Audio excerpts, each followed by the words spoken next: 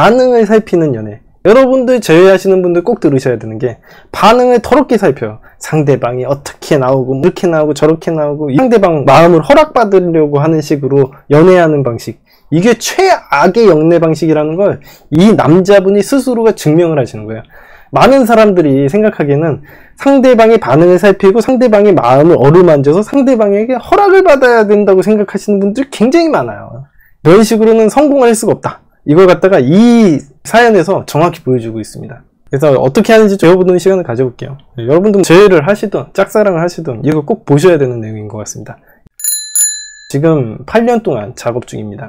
첫 직장에서 서로 눈이 마주쳤는데 외모가 정말 누가 봐도 예쁘대. 지성 있고 행동과 말투 또한 차분합니다. 처음 건넸던 따뜻한 말 한마디가 지금까지 이어져 와서 제가 아직도 짝사랑을 하고 있고 그녀는 그것을 이미 알고 있습니다.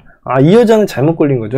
어떻게 잘못 걸렸다는 표현이 맞는지 모르겠지만 첫 직장에서 마주쳤는데 어떤 굉장히 쑥맥인 남자한테 따뜻한 말을 한마디 던졌다가 이 여자가 나에게 말을 건넌다는 건 가능성을 보여주는 건가? 그래서 그때부터 노력을 하기 시작했고 투자를 하기 시작했던 것 같아요. 그게 이제 8년을 이어오고 있습니다. 세상에 외모가 정말 괜찮은 여자들 많아요. 남자분들 잘 생각해 보십시오.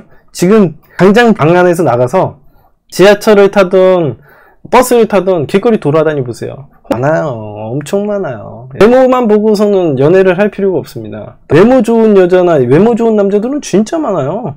근데 그게 중요한 게 아니죠. 외모가 중요한 게 아니라 나랑 이제 가능성이 중요한 거죠. 지금 보시면 아시겠지만 가능성이 딱 생기니까 옳다쿠냐 그러면서 걔한테 이제 투자를 하기 시작하는 거 아니겠습니까? 통틀어서 총 3번의 고백을 했고 최근에도 한 번 했습니다. 첫 번째 고백 때는 오빠 이상의 감정이 느껴지지 않는다. 두 번째 고백은 오빠랑 사귀어서 헤어지게 되면 결국 남담이 되는 거니까 싫다. 세 번째 고백은 아직 만나는 사람이 있어서 정리가 되어야 될 것 같다. 이게 고백을 한 게 중요한 게 아니라 어떤 방식으로 작업을 했는지가 중요하겠죠. 고백을 3번을 하셨는지 100번을 하셨는지가 중요한 게 아닙니다. 군이사랑님이 생각을 하셔야 되는 거는 내가 여러 번 이 고백이 실패했다는 거는 그 방식에 문제가 있었다는 얘기가 돼요. 방식을 바꿔야 되는 거지 고백을 갖다가 여러 번 해야 되는 문제가 아닙니다. 한 2-3번 실패를 하면 이 방식은 원래 잘 안 되는구나. 잘 안 되면 다른 애들한테도 해보고 고백 방식이 되는지를 갖다가 한번 성공에 대한 케이스를 공부를 해야 되는 거 아니겠습니까? 밑도 끝도 없이 그냥 찔러만 보면 될 거라는 안일한 생각을 가지시고 계시는 것 같습니다. 많은 사람들이 연애를 갖다가 너무 안일하게 생각해요. 그냥 마음의 문제라고 생각하시고 고백 타이밍만 찾고 그런 사람들이 굉장히 많습니다. 근데 그런 식으로 해서는 당연히 고백에 성공을 할 수가 없어요. 그리고 최근 3번째 고백도 퇴짜를 받았대요. 이제 나이가 31고요. 그 여자 나이는 27입니다. 자, 최근 고백을 했을 때 저는 이만 연락을 하지 말자고 하였습니다. 현재 그녀의 상황을 말씀드리자면 그녀는 현재 유럽의 먼 곳에서 혼자 외롭게 현재 진행형으로 1년 6개월째 해외 근무를 하고 있습니다. 그런 그녀가 너무 안타까워서 매번 필요한 물품과 손편지를 써서 4번 정도 택배를 보내주었습니다. 뼈가 시리도록 외롭다가 늘 대화의 첫 주제였고요. 카톡, 보이스 카톡으로 간간히 연락을 주고받다가 제가 기회가 생겨 해외여행을 가려다가 그녀가 자기가 있는 곳으로 오면 안 되겠냐고 부탁을 하였습니다. 저는 흔쾌히 수락했고요. 근데 문제는 남녀 둘이서 해외여행을 하는 것은 웬만한 좋은 감정이 서지 않고서는 불가능한 일이라고 생각이 듭니다. 문제는 여기서 시작되죠. 그녀가 이렇게 얘기하더랍니다. 오빠가 너무 친오빠 같고 아빠 같아서 편해서 좋아요. 성도 같아서 다들 이렇게 택배 보내놓은 거 보면 깜짝 놀래요. 편지도 너무너무 고마워요. 그랬더니 그래? 필요한 것을 보내준 건데 뭘. 근데 이제 갑자기 이 남자분이 얘기합니다. 근데 우리 무슨 관계야? 그랬더니 여자가 네? 아니 아무리 생각해봐도 난 다른 사람은 몰라도 친오빠 아빠 같은 소리는 듣기 싫어서. 오빠가 저 좋아하는 거 아예 몰랐다면 거짓말이지만 현재 저는 만나는 사람이 아직 있고 한국과 멀리 떨어져 있기 때문에 자유로운 연애 중이에요. 가끔 싸우기도 하고 다사다난해요. 그럼 너랑 나랑 여행 가는 걸 허락해줬어? 네. 그 사람이 정말 오빠가 좋은 사람이고 연락하고 지낸 지도 오래되었다고 하고 만약 불편한 상황이 있으면 오빠한테 미리 얘기했을 거예요. 서로 실수할 일 없다고 생각했고 방도 당연히 따로 잡을 거예요. 제가 보기에는 이 두 사람 모두 다 호구인 것 같습니다. 말도 안 되는 소리 하는 거죠. 이 남자분이 하시는 행동을 보면은 이 여자분의 허락을 받고 우리 자꾸 무슨 관계냐고 물어보고 그 사람이랑 관계에 대해서 이야기를 논하시는데, 관계에 대한 이야기 논하지 마시고요. 즐거운 시간을 보내고 상대방이 나에게 의존할 수 있을 만한 환경을 구축하면 되는 거예요. 메타프레임에서도 나오는 얘기입니다. 나를 좋아할 수 있을 만한 환경과 나를 의지하고 의존할 수 있는 환경을 만들어주면 얘가 나를 떠나지 않고 남자친구가 되는 거예요. 근데 그럴 만한 환경을 만들어주지 않고 자꾸 상황은 안 맞는데, 야, 우리 무슨 관계야? 선물 보내주고 환심이나 살려고 하고 허락이나 받으려고 하니까 그게 문제인 거예요. 그리고 지금 이 여자분이 만나고 있는 남자친구분도 허수아비인 것 같습니다. 관리를 못해. 1대1로 다른 남자랑 연애를 간다고 했는데 이걸 허락해줘요? 그러니까 이 여자가 이렇게 타지에 나와서 외로워하지. 내가 이 여자분이었으면요, 두 사람 다 아웃이에요. 현재 남자친구도 필요 없으니까 당연히 이 남자랑 외로움에 그냥 만나는 행동을 하는 거고, 이 남자분도 사실 이용당하는 거고, 그냥 이용당하는 거지. 이 남자를 믿고 만나겠어요? 옛날 내 마음이나 허락받으려고 아둥바둥 되는데, 내가 여자였으면 두 분 다 안 만납니다. 이 두 사람 중에 내가 의존하고 기댈 만한 사람은 단 한 명도 없어요, 정서적으로. 그리고 저는 그녀에게 연락을 끊자는 말을 했습니다. 남자친구가 있는 상태에서 계속 대시를 하면 저도 불편하고 그녀도 내심 부담스러울 수밖에 없다고 생각했습니다.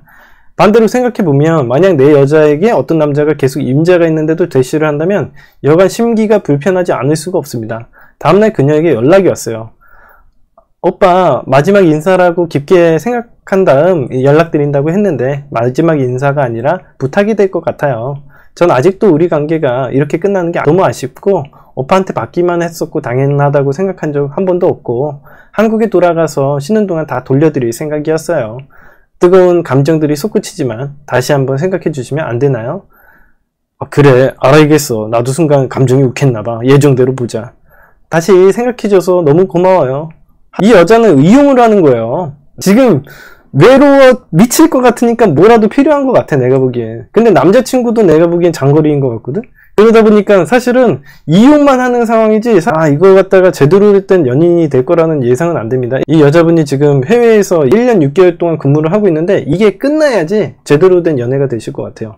그리고 현재 상황에 이루고 있습니다. 20대 때는 제가 너무 가진 것도 없고 잘생긴 얼굴도 아니며 옷을 잘 입는 것도 아니었습니다. 그래서 그런지 대시를 할 때마다 매몰차게 거절당했지만 현재는 한 곳에 몰두하여 가게를 창업하여 자영업을 하고 있습니다. 의미부여 같은 건 하는 건 아니지만 부모님한테 제 얘기를 자주 한다고 합니다. 다 필요 없어요. 그래서 정말 열심히 살았어요. 그녀에게 한 번이라도 마음을 얻고 싶습니다. 이런 마음을 버리셔야 돼요. 기본적으로 저였으면요, 어떻게 작업을 했을 것 같으냐면 얘가 남자친구가 있던 없던 간에 그거랑 상관없어요. 그리고 제가 이 여자를 그지 꼬시려고 작업을 하는 경우도 거의 없습니다. 여자와 남자 간의 관계가 애초부터 정해져 있다고 생각하지 않고요, 만나다 보면은 그 사람과 대화가 잘 통하고 행복한 데이트가 되면은 다음 단계로 넘어가고 싶은 마음은 자연스럽게 생긴다고 생각하는 사람입니다. 그래서 기본적으로 여자를 만날 때 애초에 너는 내 걸로 만들겠어 이런 말도 안 되는 순정만화 주인공 같은 얘기 안 하고요, 만나다 보면은 이 관계라는 게 진행이 되는 거죠. 예를 들어서 만나다 보면 이 여자랑 만나는 게 너무 즐거워. 그러면 다음 단계가 있고 싶어 하는 거잖아요. 계속 행복한 데이트가 왔다 갔다 하면은 다음 단계가 궁금하고 사귀기도 싶고 사귀고 나면은 또 결혼도 하고 싶은 거 아니겠습니까? 이게 수순에 맞는 거지, 단순히 애초부터 작업을 하려는 목적으로 저는 작업을 한 적은 없습니다. 제일 중요한 건요, 행복한 데이트 만남이어야 돼요. 너무 즐거울 것 같은 그 기대감에 만날 수 있는 그 환경이에요.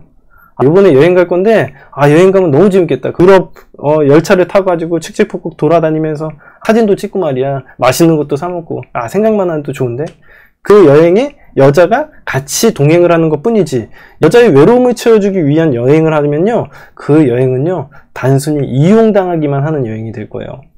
저는 분명히 얘기해드렸습니다. 똑같은 행동을 해도요, 내가 어떤 생각과 철학을 가지고 있는지가 중요한 거예요. 여러분들이 데이트를 할 때는 항상 명심을 하십시오. 내가 어떤 행동을 해야 즐거울지.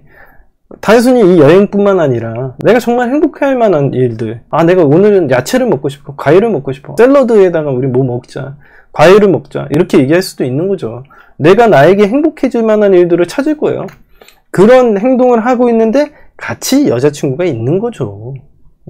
그런 데이트를 하셔야지. 그래서 제가 방송에서 우리 잘 지내시전하고 빌미 잡을 때도 그런 얘기만 하지 않습니까? 그래야 모멘텀도 생기고 그 사람도 나랑 같이 있고 싶어 하는 거예요. 나랑 같이 있으면 행복하고 나에게 기대고 의존할 수 있으니까. 그런 데이트를 하셔야지. 이런 식으로 여자에게 허락받으려는 데이트를 하고 그 사람이 마음을 얻고 싶다는 얘기를 하게 되면 게임은 끝났다고 보시면 됩니다. 지루해요. 이 사람은 이 여자 만나서 어떻게 하겠어요? 눈치만 보고 나 좋아하나 안 좋아하나 계속 쳐다보고 뭐만 하면 무슨 관계냐고 물어볼 거 아니에요. 너무 지루해서 안 만날 것 같아요. 그래서 제가 얘기한 대로 데이트 코스 잘 짜고요. 대화의 테크트리 타서 자격심사에서 만나세요. 이건 진짜 이상한 짓